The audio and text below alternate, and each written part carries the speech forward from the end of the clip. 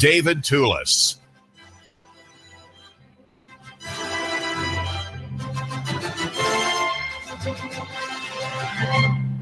I wish it weren't true, but it is. We in Chattanooga and Hamilton County have been properly socialized. Socialized as in getting along with others and minding the business of the other. We're very good at that, and we have constant training in that process. We have it in public school, and we have it in the operation of zoning boards, which give people who are neighbors and near neighbors and far neighbors a kind of authority, a kind of say over how that piece of property is to be built on or altered or somehow improved. There's a story by Alana LaFleur at TV9 about this very thing here in Hixson, and it is a way you can summarize the story this way: that the presence of commercial government in the United States makes people fearful of wedding parties.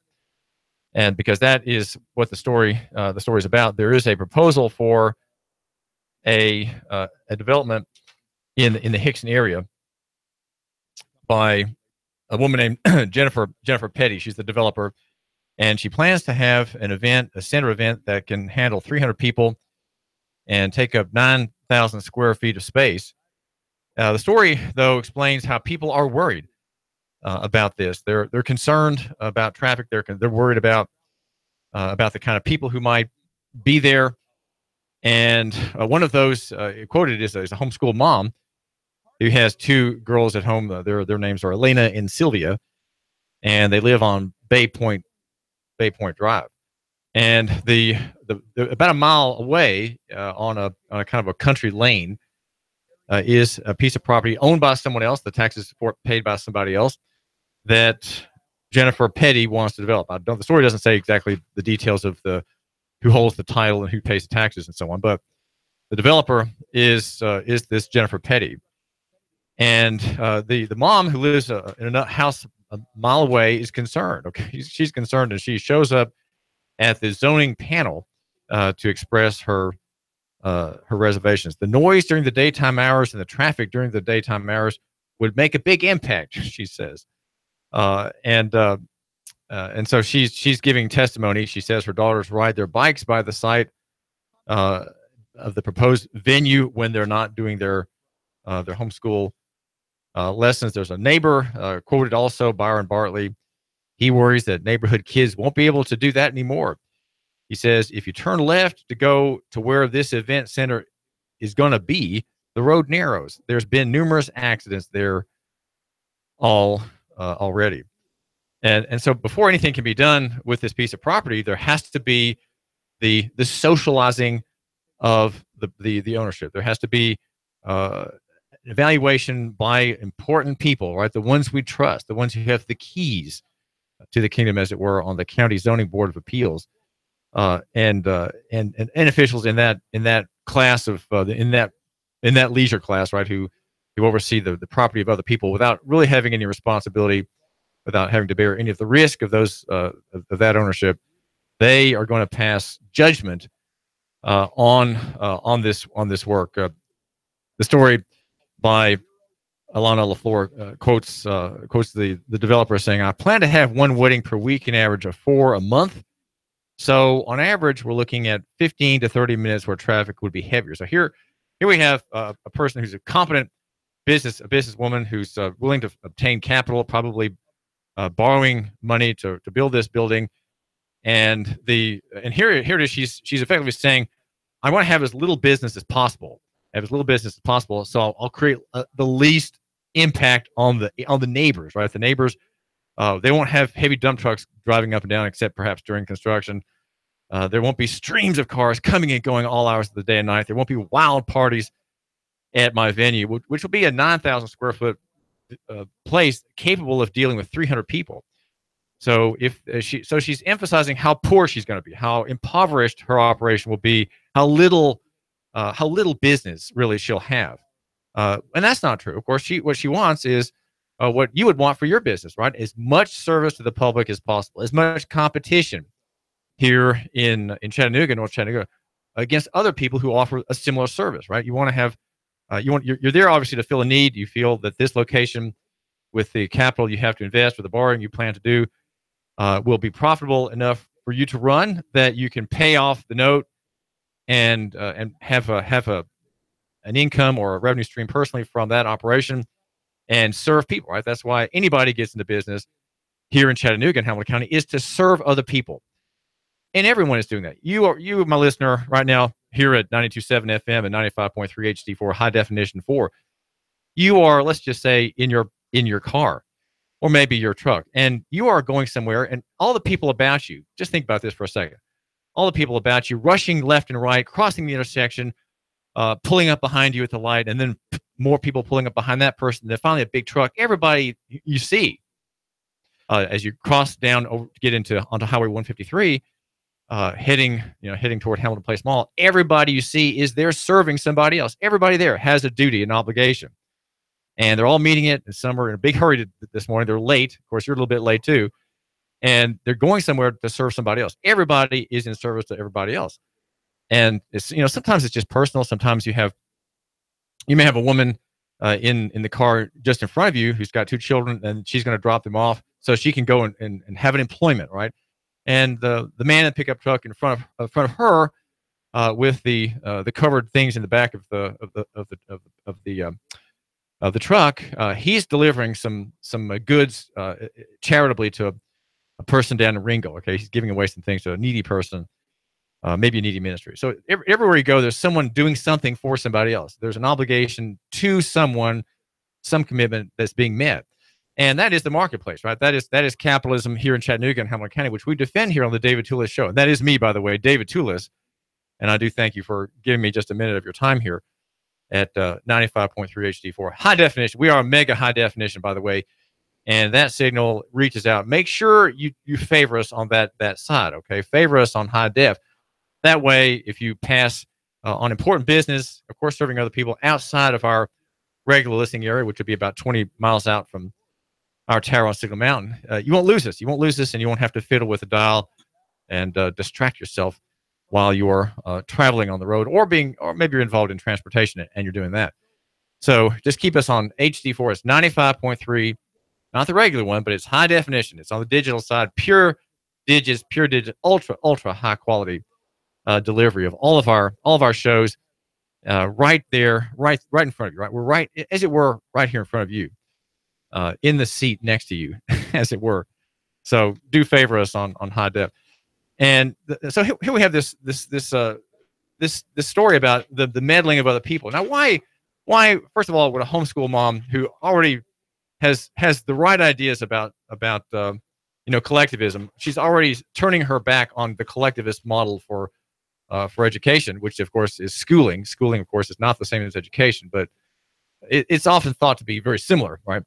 And most people accept that schooling is education, and they consider those two terms synonymous. But here she is. She's homeschooling her daughters, and she's made her way out of the cartel, and she's taking part in what everybody does. Well, a neighbor's building something. We better see what the impact is on us, and we better complain.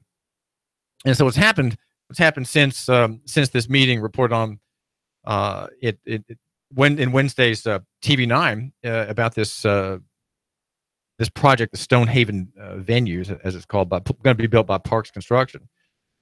It has people being shocked at other people, being disturbed by other people. And where do we get that from? Where we live in a city, right? If you live in Chattanooga, you've moved into Chattanooga to be near people, to be amid diversity, amid the excitement of people who are different from you, right? People who speak different languages, who have a different accent, who maybe maybe they have a religion and you don't, or maybe they have no religion and you do, right? Maybe you're there to be in the hubbub, in the mix of things. That's why people live in cities, because it's so exciting, it's so diverse, and you have all kinds of new and interesting things, things that shock the sensibilities even sometimes. And yet we're told by our collectivist interest in zoning that, well, everybody really has a stake on everybody else. And somehow your valuation, the value of your property, the resale value of your house might be damaged by somebody building a property next to yours. Well, I'd say that if you really care about, if you're really conservative, right? Most people are just conservatives, and they're not free marketers. But if you're a real conservative, right, one who really cares about the free market, which I would say is really being a classical liberal, then you'll say, well, there shouldn't be any zoning at all. And that in fact was the whole dispute this last week, in the past few days, actually, in Ray County. Tuesday night, the county commission of Ray County said we're going to table a measure that has an effectively of zoning, and a kind of inspectorate would be created in the county areas of the county, the non city incorporated parts of the county, and give seemingly sweeping powers of inspection and harassment by the officials, a place where people can go and complain about their neighbors. That's what effectively would have been set up, a kind of security system.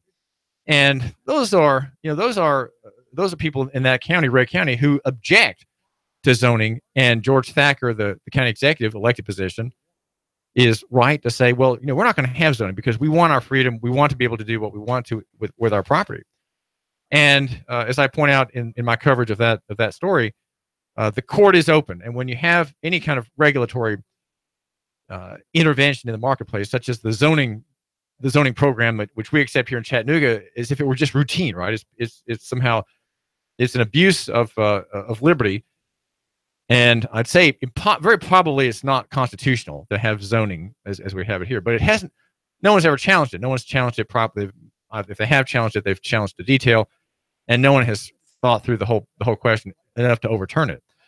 But there are many areas of the country that have no zoning. Rural counties don't have it. Bledsoe County near us doesn't have it, and Ray County, and Georgia counties as well. And again, there's much more liberty. But then there's the surprise you have of your neighbor who's going to build a venue, right?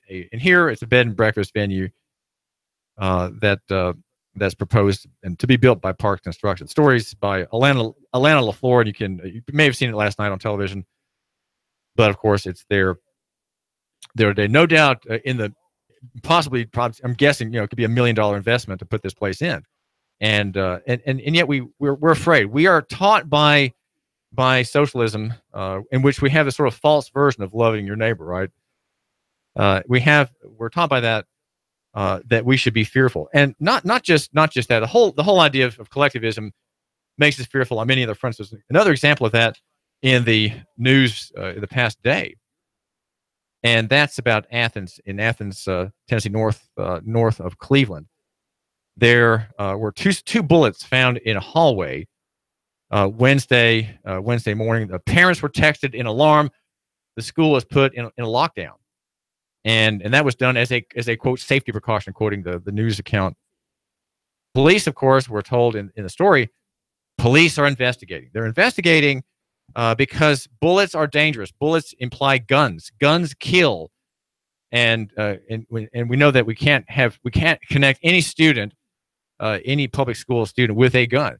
Even though back in the 40s and 50s, it was routine for public schools to teach firearm safety, even to have gun clubs and the like. Now we are so intimidated. We are so neutered. Americans are increasingly atestosteronal, and that, in other words, they just don't have hair on their chest. They just don't have, you might say, the ability to project. Okay, and even though militarily, our country, not our country, but their national government, the federal national government, is projecting power overseas repeatedly, and with less and less results. If you read a very fine essay in the past day or two in the National Interest by Monica Toft. But the story about Athens is this, that there is that the whole security mentality where two bullets are made a big deal of. Parents are notified, hey, we found two bullets. It's not so casually though. So, Mom, Dad, caution, we have found bullets in the schoolroom and we're in lockdown. That's really how there's the command voice that is implied in these kind of communications with parents. There's surveillance, right? The police now are investigating this case. And we're told they are looking at the surveillance video to see who might have put the bullets there, who might have committed a crime of putting bullets in a hallway in a school. And I think Americans are they're in a way schizophrenic. There's schizophrenia in many areas of American life, even here in Chattanooga. We're seeing a lot of it in Chattanooga, but we are made somehow precious. There is this characteristic of preciosity. Somehow we're so vulnerable. We're so slight. Somehow we're easily damaged. We're easily injured. We're easily hurt, and we have we're just so precious, right? We're just so I don't know what the best word. Maybe you can call me and tell me what the word I'm looking for is, right? The number is 800-8949, 800-8949. There are exaggerated fears. So the zoning story and the bullets in the hallway story in the news cycle in the past couple of days here in Chattanooga tell us who we are and tell us what we've become. And that's why I'm here. My goal on the David Tulis show is to talk to guys. Okay, women are not allowed to listen to my program. Sorry, if you are doing it illegally, right? You are a pirate. And the reason my show is aimed at men is because men in our day have become so weak. They don't really know how to think through the issues. And my goal is not to condemn anybody. You, my listener, of course, are excluded from this category of male. I'm not talking about you, but I'm talking about other people who might be wise to tune into my program. You just have to tell them that there's David Tulis on the air every morning, and he's telling us how to think in a more vigorous manner, to put a little hair on our chest. And he even encourages us not to shave all the time. Right? Sometimes I think you, my listener, might do better if you just don't shave for 3 or 4 days, have a bit of gristle on your face, and be manly.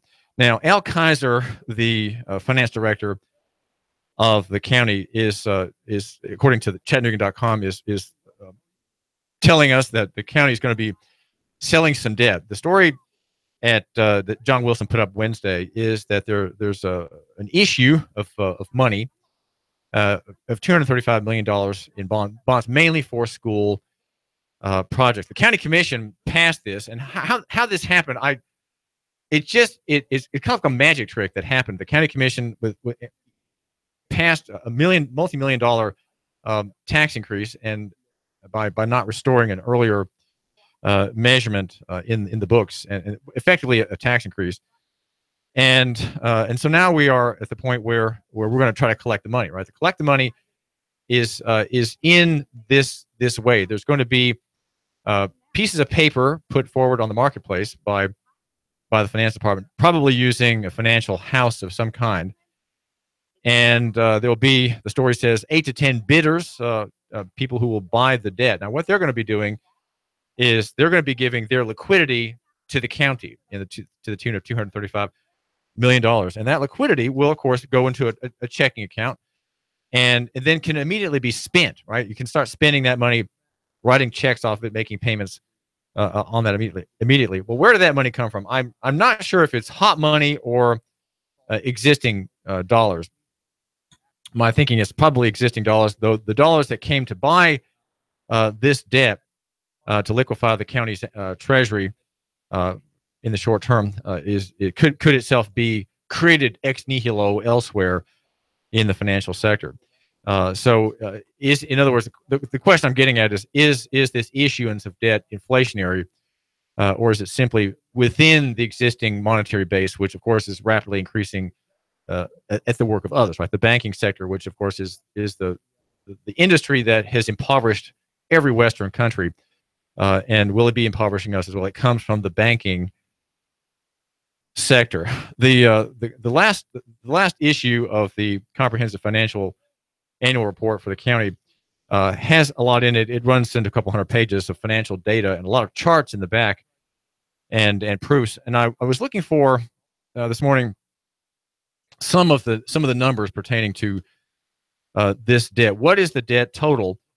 And I'm reading that the total primary government debt is in the county $314.2 million.